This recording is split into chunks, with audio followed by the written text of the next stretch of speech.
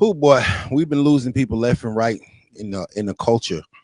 Uh Most recently, Rich Homie Quan Yeah, for an alleged overdose. right. What is your take on this pill popping culture? I mean, listen, it's cool to be a dope fiend now, bro. It's cool. It's cool to get high now. When I was coming up, bro, it wasn't cool to be on pills. It wasn't cool to be when we was on pills. It was on raw and on girl. We looked at them with disdain in our heart. We looked at them like you couldn't be trusted because they were dope fiends, and we know when you hooked on dope, you would do almost anything to keep that high going. You hear me? For Yeah. sure. So I mean, we live in a culture now where drug usage has been made cool. So it's like we in the 70s again, in the 80s, where they was going hard with that, going hard with that, going hard with that Mexican, going Mhm. hard with the serve. The whole serve thing, the lean thing, that's not new, bro. In the hood, especially from Detroit, you from the Bay Area, right? You Yeah. got Yeah. family in the Bay Area, right? Yeah. Been drinking lean since the 1960s and 70s.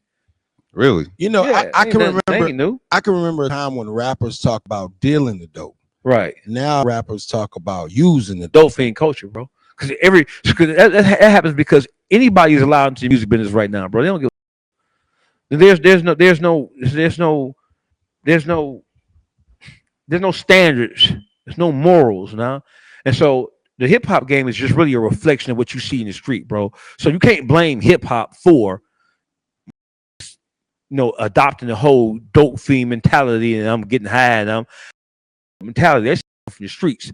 So what you're really seeing is just an example of what you see happening in the streets because hip hop is really just a reflection of what you see happening in the inner cities across the country.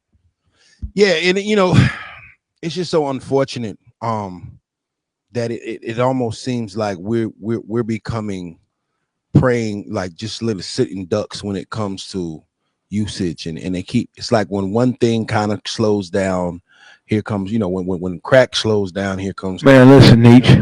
Listen, I mean, it's listen, like bro. it's like Listen, it's forever going. listen. You from the hood. I'm from the hood. We from two different states, right? There ain't nobody operating the hood who don't know what the risk of using drugs is. I don't give a f- if it's heroin. I don't give a f- if it's cocaine. I don't give a f- if it's pills. I don't give a f- if it's lean. I don't give a f- what it is. Motherfuckers know what it is. We in the street, we know what it is. We watching motherfuckers drop, right? Like specifically the pill game. Know that 99% of them pills is pressed. That shit come from no pharmacy. My nigga, if I'm in the street and I'm buying 10,000 whatever pills from you, figuratively speaking, of course, right? Thank you.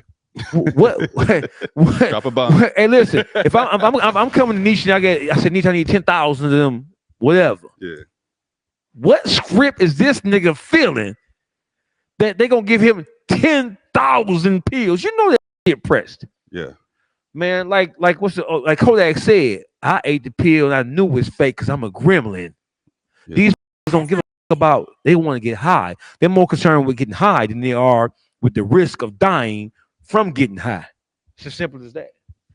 Do you think it takes away from somebody's legacy or the remorse or the pain we feel when they die from something that's self-inflicted versus like Nipsey, he died how he died. But then you have other people like Lil Peep, Juice World, and we mourn, but it doesn't go past a few days. It's something I noticed. It feels like the wind is taken out of the sail a little bit. Well, Nipsey's impact on the culture, his impact on LA, his impact on California was more deep rooted than nothing taken away from Juice World. Juice World was a star, right? But Nipsey he's more relatable because of how he came up and what he was into. Of course. You know what I'm saying? Do I think it takes away from their legacy if they die of a drug overdose? Mm-hmm. No, because down drug overdoses forever in the music business. Billie Holiday was a heroin addict, bro. You had Miles Davis in the jazz world was a heroin addict. He overdosed?